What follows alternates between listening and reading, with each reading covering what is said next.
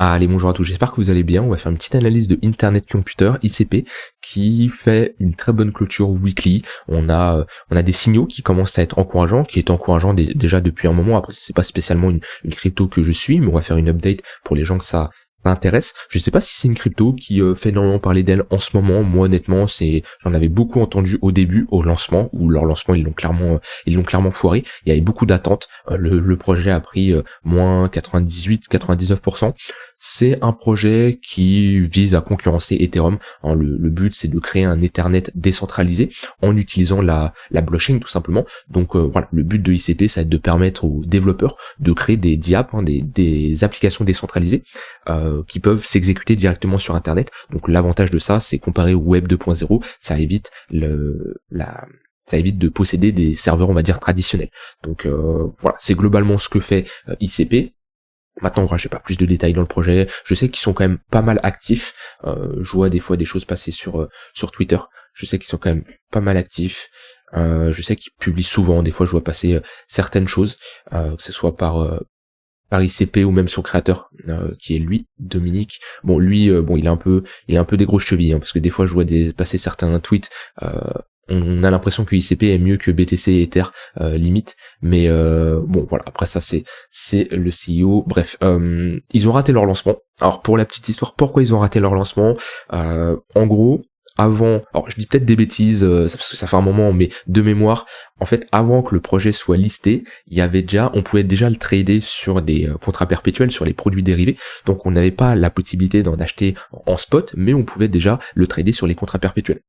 Et le prix, il est monté tellement haut sur les contrats perpétuels qu'au moment du listing du prix spot, le prix, il était tellement élevé qu'il y avait un market cap qui était énorme.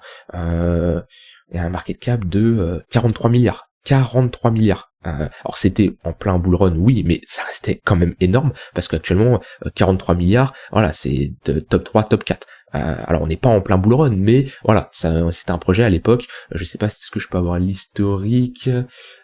Historique des aperçus, c'était quand ça? C'était 13 mai, 11 mai. Ça, je sais pas si vous savez, mais sur CoinMarketCap, on peut faire ça, c'est pas mal. 11 mai 2021. Si je vais au 9 mai, 13 c'est quand ça? Mais si je fais 9 et 16. ICP, il était classé où? Alors pas le 9, il devait pas être listé. Il était 9ème. 9ème. Et encore, on n'avait pas. Là, il y a eu une petite phase de baisse entre temps, mais voilà, il était 9ème. Donc à un moment, il a atteint un top 6, quoi. Il a atteint un top 6. Donc voilà. Le lancement a été horrible. Le token a pris un moins 99%. Et moi, de ce que je vois, ça continue un peu à build. Alors je m'intéresse pas du tout au projet, c'est pas un projet auquel je m'intéresse, mais moi j'ai vu qu'il avait fait une très bonne performance. Je me suis dit ça peut intéresser peut-être des gens qui s'y intéressent, de connaître un peu l'histoire de ce que fait ce projet. Alors il y a peut-être eu un peu entre temps de l'émission de jetons. Ouais, il y a eu un peu d'émission de jetons. On va aller check rapidement comment est l'inflation sur ICP. Alors je vais pas faire une analyse détail token mix fondamentale, parce que déjà c'est un projet, j'ai pas lu le white paper non plus, je suis pas allé vraiment en détail, je sais globalement ce qu'ils font, mais ça m'a pas intéressé plus que ça. Mais voilà, puis après avec l'expérience, à force d'entendre parler de certains projets, on sait ce qu'ils font sans vraiment rentrer dans les détails. Une inflation de 60% en un an, ça reste quand même beaucoup pour un projet. Ouais, 60%, ça va dépendre de la capitalisation du projet. Bon, en général, un projet qui a quand même une forte market cap, ça reste quand même beaucoup. On va dire depuis 2022, avant 2022, on a 263%. Donc il y a de l'émission de jetons qui peut être quand même assez forte, mais ouais, franchement, ça m'étonnerait qu'on refasse un nouvel ATH, parce que bon, ça serait une performance incroyable, et au vu des jetons qui ont été débloqués, ça ferait un market cap quand même assez conséquent. Maintenant, c'est vrai qu'on a ici posé une structure de retournement, on a réintégré un niveau. Voilà. La charte me fait penser un peu à Polkadot. Polkadot qui a globalement la même charte. Bon, dommage, Polkadot n'a pas autant explosé, mais vous voyez le fait de réintégrer ce niveau-là. Alors lui, Polkadot n'a pas fait une structure de retournement.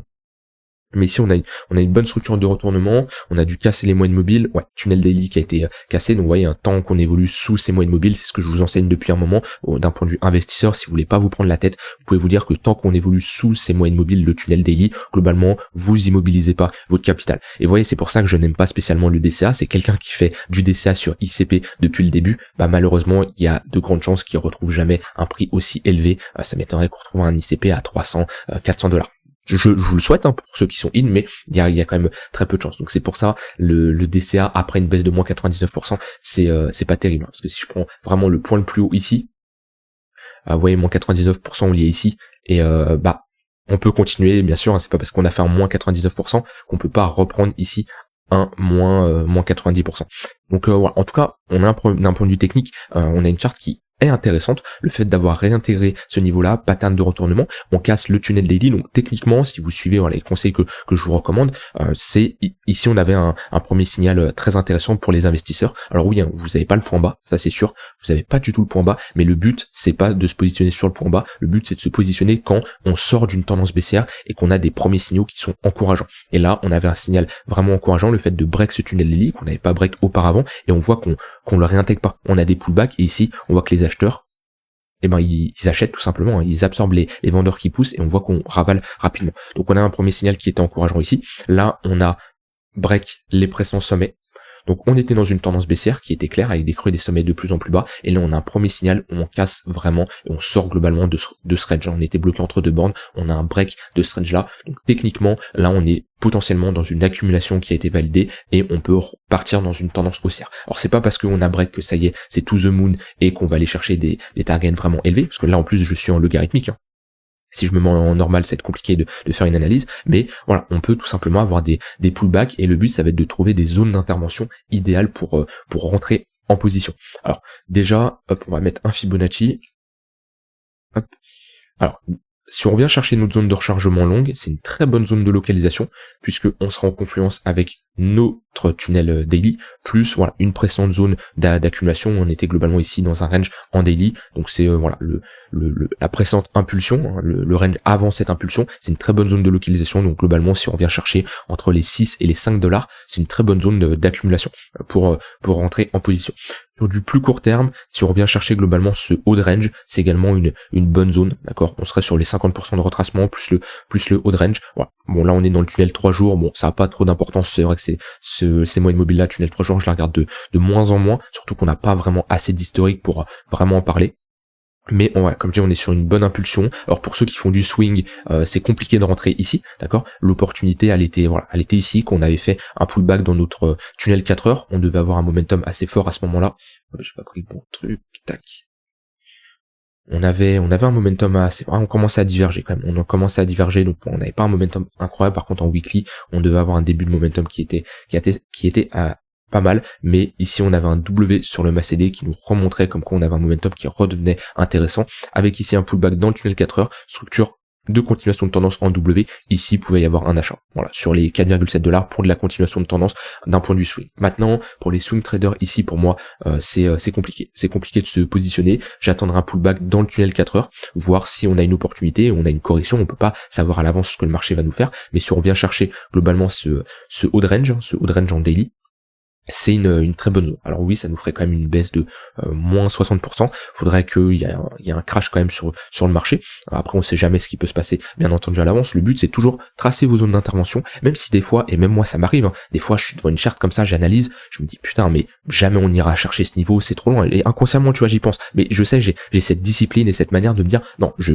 dis n'importe quoi, je trace ma zone, le marché, faut rien s'y attendre, il peut nous surprendre d'un côté comme dans un autre. On trace toujours nos zones d'intervention, on met nos alertes, et voilà, le marché peut-être qu'il ira jamais chercher cette zone, mais s'il y va, on aura fait l'analyse en avance. Voilà, c'est tout simplement être toujours, tous les jours, charbonner, être discipliné et faire notre taf, même si on se dit, peut-être qu'on retournera jamais chercher cette zone-là. Voilà, il y a des cryptos qui ont fait des performances hallucinantes, que ça soit d'un côté comme dans un autre, hein, que ça soit haussier ou baissier, des niveaux qu'on a été chercher, qu'on s'y attendait absolument pas.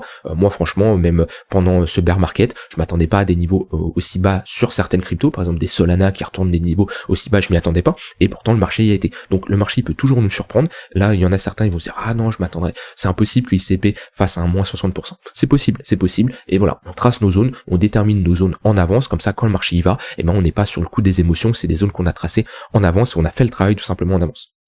Donc d'un point de vue, comme je l'ai dit, swing trader, franchement la zone, si on vient chercher cette zone-là, elle est pas mal. Après pareil, hein, si on réagit en fonction de comment le marché évolue, si là on rentre dans une phase de range, une phase de compression, techniquement une compression précédée par une tendance haussière a plus de chances de casser à la hausse. Donc là, ça sera plus intéressant de se positionner sur le bas de cette compression, un peu dans le même style qu'on avait ici. C'est-à-dire que là on avait une tendance haussière, des structures de retournement, des creux des sommets de plus en plus haut, et voilà, ici on avait globalement un petit range, et ben ça peut être bien de se positionner dans ce range-là pour jouer de la continuation de tendance. Donc voilà, c'est la même chose. Si dans les prochains jours, prochaines semaines, on a une compression, ici, pareil, on peut jouer, comme je vous l'ai déjà montré, un setup tout simplement AB est égal CD, on estime que le marché est fractal, on prend la précédente impulsion, on reporte ici, et ça peut nous donner des targets autour des 25$. Mais voilà, moi je ne rentrerai pas en position actuellement, le marché est trop vertical, hors de question de me positionner là-dessus.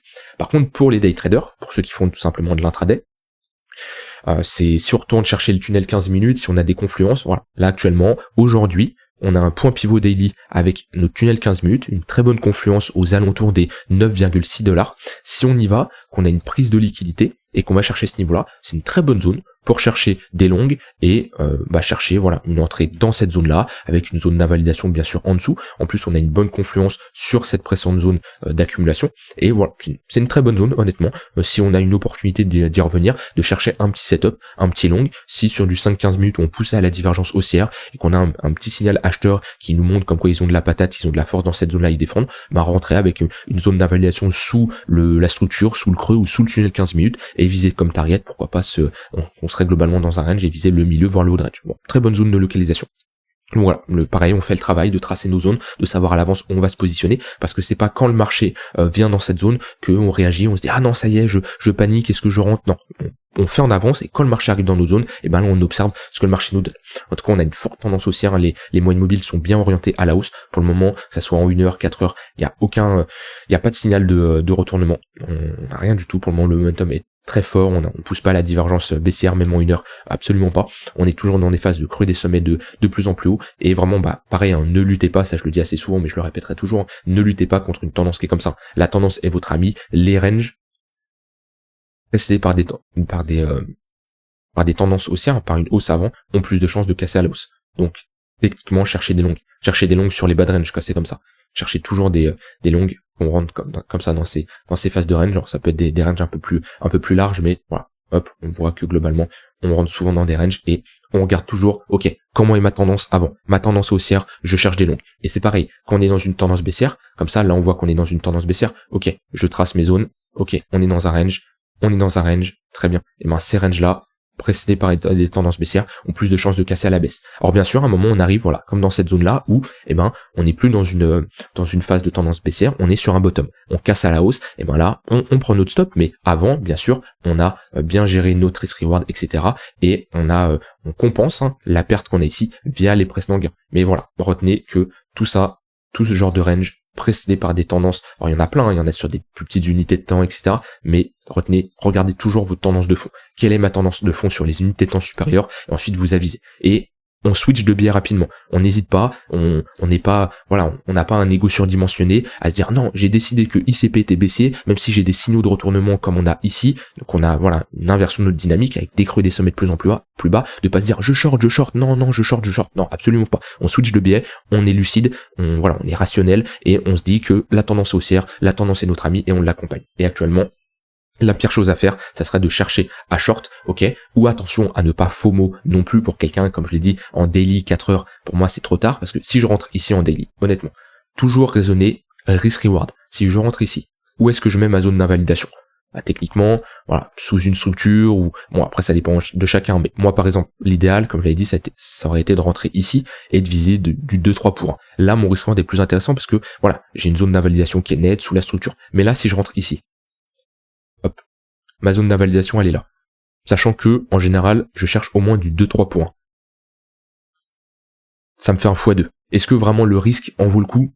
Pour moi, ici, c'est voilà, le risque n'est pas maîtrisé, c'est pas un bon trade, d'accord? Et c'est pour ça que on se place jamais quand une charte est verticale. Par contre, oui, pour la suite tendance sur du 1h15 minutes, il y a des opportunités. Voilà, je pense avoir tout dit sur ICP. À vous de voir si c'est un projet qui vous intéresse. Moi, dans tous les cas, c'est pas spécialement le genre de projet qui m'intéresse, mais c'est un projet qui peut performer. Je dis pas le contraire. Maintenant, il y a une différence entre acheter avec son portefeuille actif, donc ça veut dire un portefeuille où on va pas spécialement se positionner sur du très très long terme en prenant en compte le fonda, etc., mais beaucoup plus avec d'un point de vue technique, d'un point de vue ok, quel projet où il y a un flux, il y a des acheteurs. Là, bien sûr, c'est ce genre de projet que vous devez vous concentrer. Maintenant, pour ma poche plutôt passive, je vais plutôt me concentrer sur des projets qui m'intéressent. Je les comprends bien. Alors je dis pas qu'ICP je le comprends pas, c'est juste j'ai pas non plus fait une analyse très détaillée dessus, mais voilà, des projets qui me donnent confiance, des projets où je me dis ok, il y a de l'avenir et qu'il y a un potentiel et sur le long terme ça performera, où on va dire mon risk reward sera très intéressant et je me dis que voilà, c'est un projet dans le temps, il va bien performer, mon risque est minime, d'accord. Mais après rien n'empêche d'avoir une poche active où tout simplement bah voilà, on rentre en position, on ressort en fonction de comment le marché évolue, mais ICP nous donne un signal assez encourageant, le fait de break ces sommets-là. Voilà, j'ai dit tout ce que j'avais envie de dire. N'hésitez pas vous à me dire ce que vous en pensez. Si ICP à l'époque vous étiez là, est-ce que vous êtes rentré en position, voilà, n'hésitez pas à me dire ce que vous en pensez. Et je vous dis à demain et bonne soirée et à demain pour une prochaine vidéo. Bye bye.